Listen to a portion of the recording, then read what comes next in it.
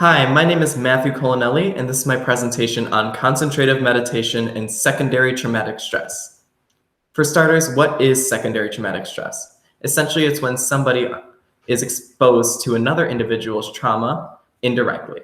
This can be done through conversation or maybe witnessing something on the news. It currently falls under the post-traumatic stress disorder diagnosis in the DSM-5. Sense of control is also very important in my study, as a high sense of control enhances physical and mental health. Concentrative meditation is the intervention that was chosen. The participant focuses all of their attention onto something predetermined while meditating.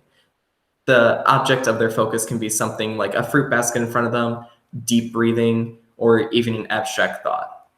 Some rejected interventions include cognitive behavioral therapy and group psychotherapy, which were both rejected due to the lack of a professional available to help with those interventions. And then we also rejected trauma-sensitive yoga and drama therapy because my participant did not feel comfortable performing drama scenes or yoga stances in front of their colleagues. As for previous literature, we have May et al. 2014 and Park 2012, who found that concentrative meditation was an effective treatment for post-traumatic stress disorder and promoted emotional regulation.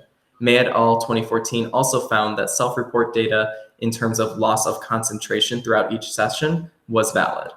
Concentrative meditation has been found to have similar outcomes to other meditation-based interventions, such as mindfulness meditation, and that was found by Decker et al. 2019 and Park 2012.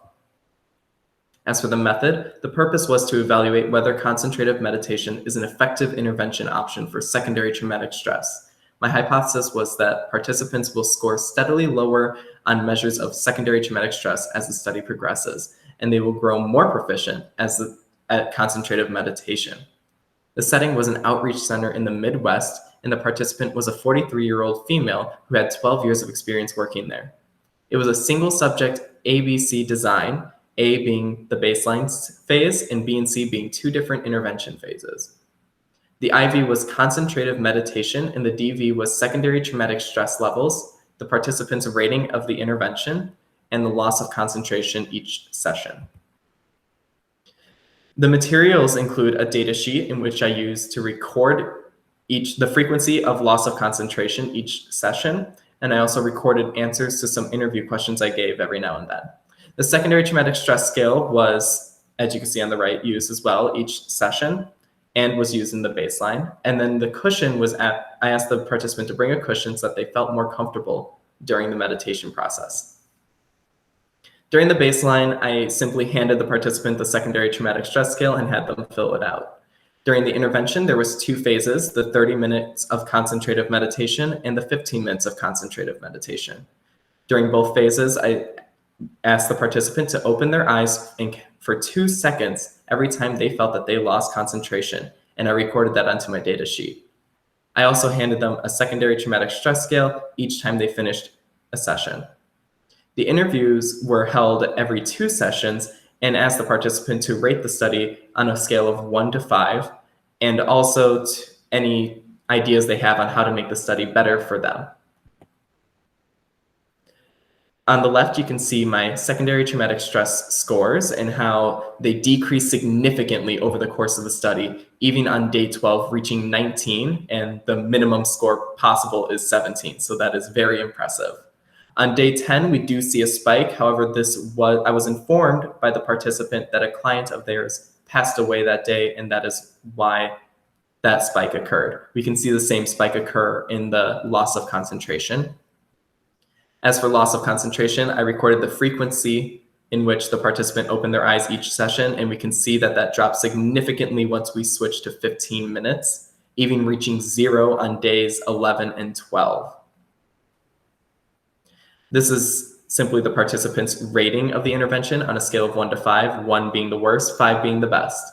We can see at the beginning, they were not enjoying the intervention at all. During the first 2 weeks when it was 30 minutes of meditation, they did not like it. But then on day 8, we see that they started to enjoy it more once we switched to 15 minutes. And on day 10 and 12, we see that they rated it a 5 out of 5.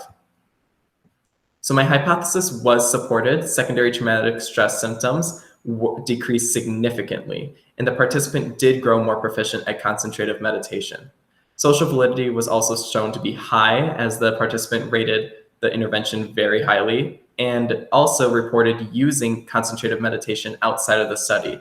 Colleagues that joined us also reported using concentrative meditation outside of the study and enjoying the intervention as a whole.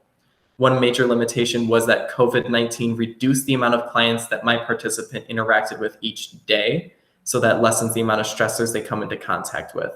We also have the strength being the participants' overall control of the study, giving them the ability to change the amount of time we spent meditating and even help me decide which intervention we chose for the whole study. And then here are my reference slides. Thank you so much.